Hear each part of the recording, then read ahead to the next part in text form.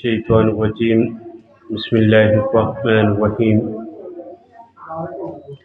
الحمد لله رب العالمين والعاقبة للمتقين الصلاة والسلام على أشرف الأنبياء والمرسلين ولعنة الله على أعدائهم أجمعين من يوم إلى قيام يوم الدين اما بعد قال رسول اللہ صلی اللہ علیہ وآلہ وسلم ان الحسین مصباح الہدی والسفینۃ النجات۔ امام حسین کی عظمت پہ باوز بلند صلوات۔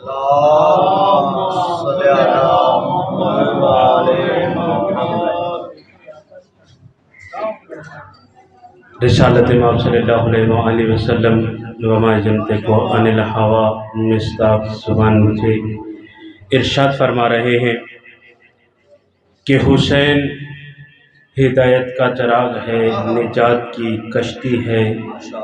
جو شخص یہ چاہتا ہے کہ وہ ہدایت یافتہ افراد میں ہو جائے وہ بھی در حسین پہ آ جائے، اور جو چاہتا ہے کہ نجات یافتہ افراد میں ہو جائے تو وہ بھی حسین کے در پہ آ جائے۔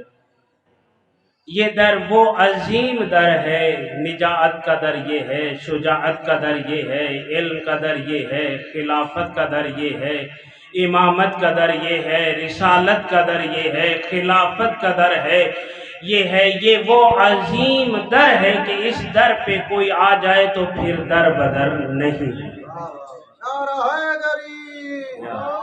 یہ وہ عظیم در ہے کہ اس در پہ کوئی آ جائے تو پھر در بدر نہیں ہوتا۔ یہی وجہ تھی کہ جب خلافت در بدر کی ٹھوکریں کھا کھا کر آئینہ امیر المومنین علی ابن ابی طالب کے پاس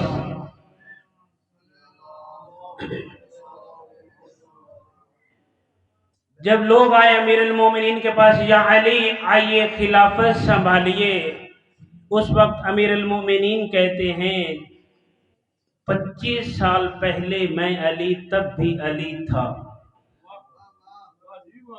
یہ 25 سال پہلے خلافت جن لوگوں کے پاس رہی، اب خلافت میرے پاس کیوں آئی؟ 25 سال پہلے میں علی یہی مدینے میں تھا، میں علی وہی علی آج بھی موجود ہوں، اب خلافت میرے پاس کیوں لا رہے ہو؟ اس وقت عبداللہ ابن عباس کہتے ہیں یا علی یہ آپ کو خلافت کے لیے آفر کر رہے ہیں، کہہ رہے ہیں تو خلافت قبول کر لیے۔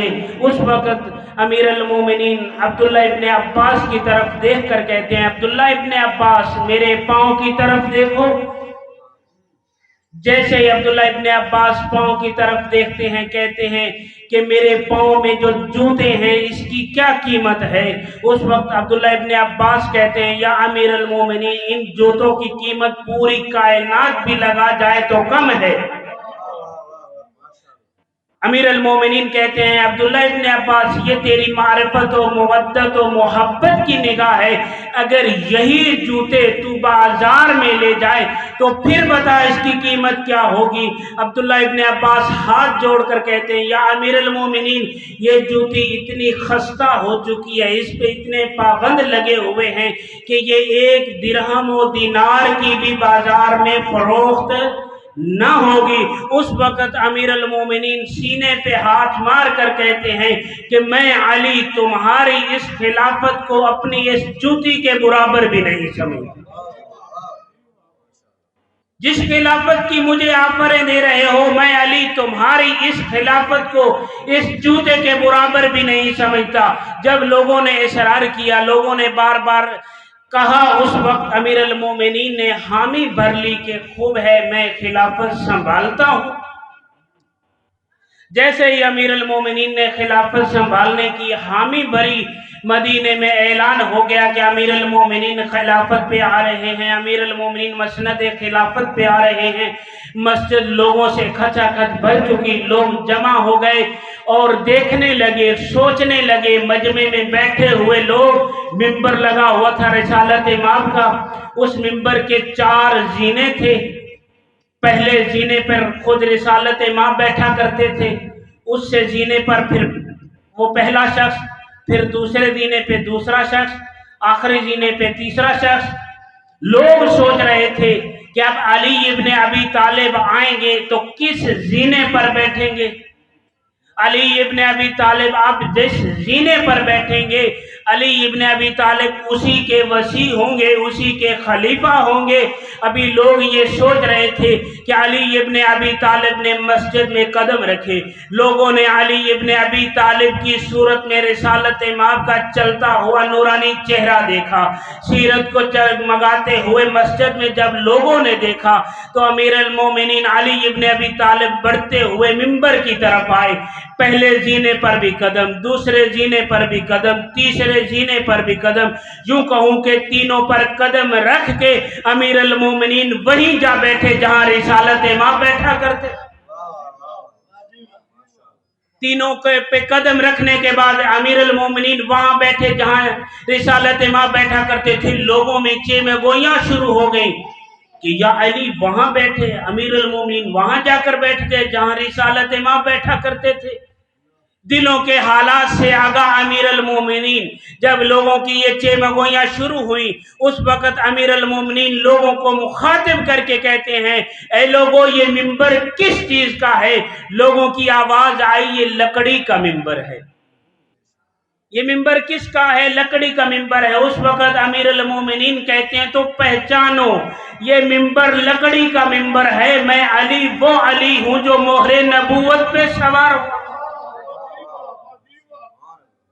میں اس لکڑی کے منبر پہ بیٹھا ہوں جہاں رسالت مآب بیٹھا کرتے تھے۔ تم تعجب کر رہے ہو، میں علی وہ علی ہوں کہ جو مہر نبوت پہ سوار ہو کر بتوں کو گراتا رہا۔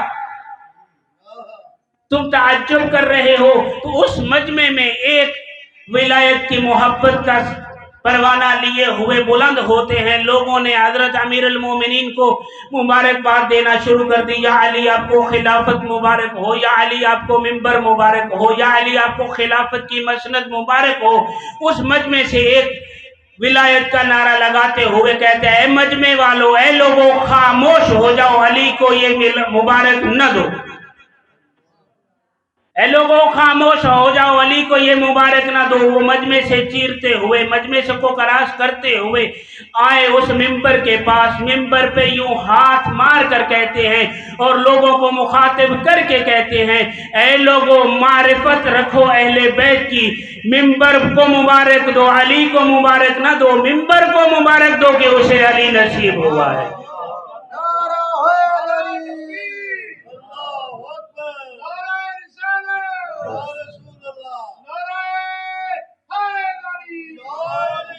اے لوگوں منبر کو مبارک دو کہ آج منبر کو علی نصیب ہوا ہے۔